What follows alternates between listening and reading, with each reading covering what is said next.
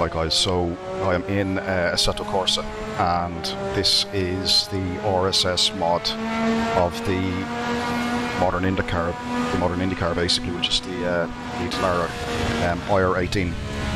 Now why I'm doing this is because, well, I've done a review on this in R Factor 2 a couple of days ago, and that video's on the channel. I thought it was a good mod. I wasn't blown away by it, to be perfectly honest. Like typical R Factor, a lot of feedback through the steering wheel, a lot of bumps, a lot of curb interaction stuff, but not a lot of actual, you know, what the car's doing. So I thought, well, of all the games that have Indycars, I thought, well, I'll jump into Assetto Corsa and give it a go there. Same track, so it's Indianapolis again, and it's the same car, it's still the IR18. And what I'm going to do basically is do maybe 3 hot laps and see how this car feels and reacts to, you know, understeer, oversteer, what type of information it's giving me. I've no warm up on this, right, so this is just me jumping straight in, and the reason I'm doing that is because I want the game to be able to tell me what the car is doing without having to work with it as such, right, because physics are physics. I know, like, people say, well, you've never driven an Indycar. Of course not, but it's still a car, it's still defined by the laws of gravity and basic physics and stuff. So let's see just what I get through the steering wheel. Let's see how me, as just a sim racer, interpret what the car is doing and what it wants to do. Let's see how we get on.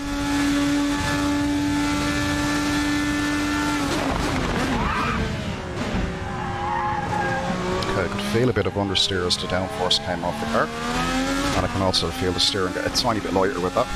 Back I could feel snapping immediately there. I can feel the snap on braking.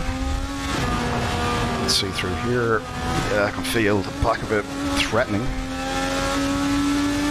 This is good. I'm getting a lot of information here, guys. A lot of information, and useful information too.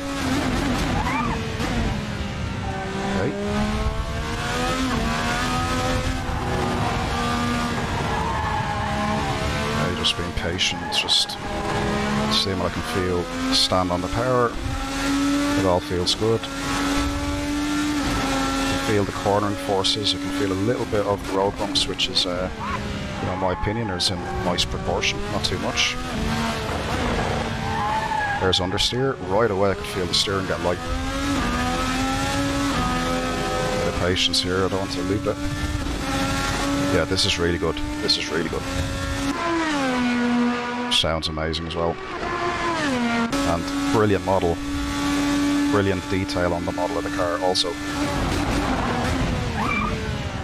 Okay, little lockup, nothing too major. Feel the back of it threatening to come around just to feed in the power. Brilliant. And there we go, a little 4-wheel drift. I could even feel the steering go light there again. Yeah, this is very, very good. Very impressive. I remember downloading this car about, easily a year ago, when I used to play a little bit of AC1, and I remember doing a few laps in it on a few random tracks, and then just, you know, I remember being happy with it then, and never done much more with it. But anyone is like thinking of like running a league of Indycars or whatever, this is this has to be on the list. We'll do one more lap, but this is very impressive. Detail of the model is excellent as well. I mean, and how it drives, you know, over the curbs, the little slight bump you get through the steering wheel, feels rubbery, you know, the lockups, as soon as they happen you can feel that interaction slightly as well. The little, like, you can probably see me working on the wheel just with what it's telling me. It's brilliant, really good, like.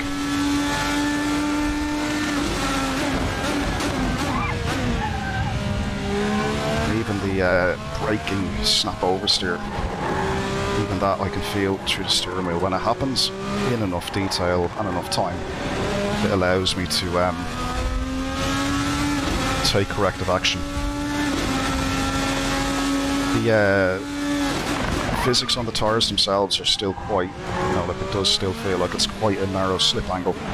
It's like if you don't catch it quickly, it will loop on you. You know, they're racing slicks, so you don't expect a lot of play at the limit, but there is enough play at the limit, just enough that it would be, you know. But yeah, very impressive, very impressive. Let's have a quick look at the replay, and yeah, let's unpack the thoughts here. So, versus R Factor 2, right? In my opinion, this model does things a lot better in terms of the force feedback, right? When stuff is going on with the car, I know it's happening. I'm never in doubt as to what's happening. Let's just jump forward to the fast laps. On braking, when the back of the car wants to overtake the front, you can feel that happen. You get it. You're able to correct through the steering wheel. It's very clear what's happening. Yeah? And then likewise, when you're feeding on the power, sometimes you can feel the front get a bit light, and you know immediately that the back is starting to come around. It's like, as force feedback goes, right? Your understeer moments and your oversteer moments are communicated to you very, very well in the correct proportions.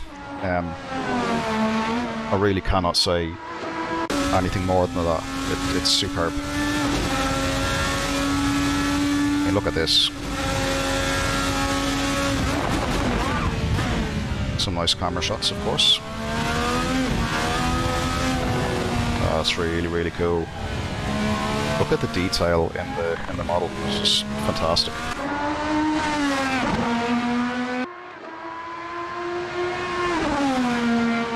Yeah, really, really good. Yeah, I'm gonna go through a couple of more Indycars. You know, if I can find them. Like I know there's one in Race Room, which it's done. So probably that video might be up already, or I may put it up after this. I haven't yet decided really.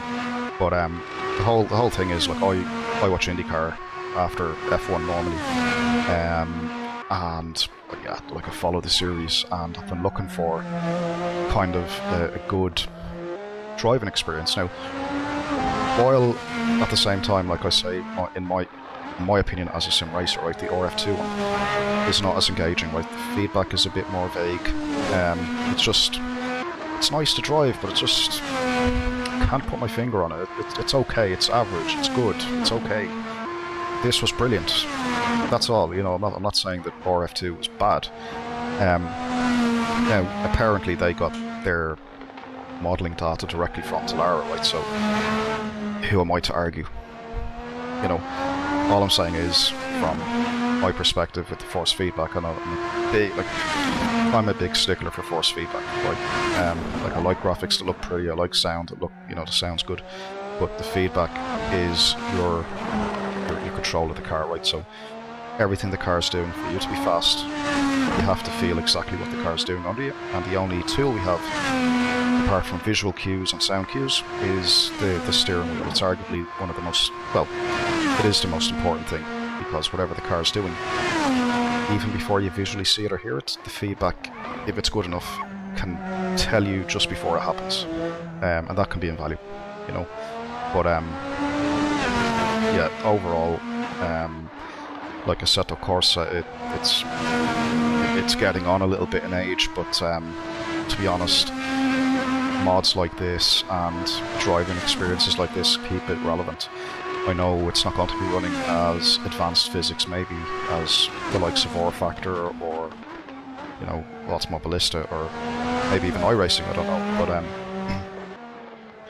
when you get cars like this, you can have a driving experience that's as fun as this is and engaging as this is. Sometimes it might be okay to overlook certain elements of the physics. I mean, if it drives as it should, then maybe that's enough. Don't know. But yeah, I mean, I would drive Indycars on any of the sims that I've driven so far. I think they're all really good. Some better than others, of course, for the reasons that I've outlined. But yeah, this RSS mod, guys, is it's damn good. It's very, very good. Anyway, leave it there, guys. Thanks again, as always, for watching, and yeah, catch you on the next one.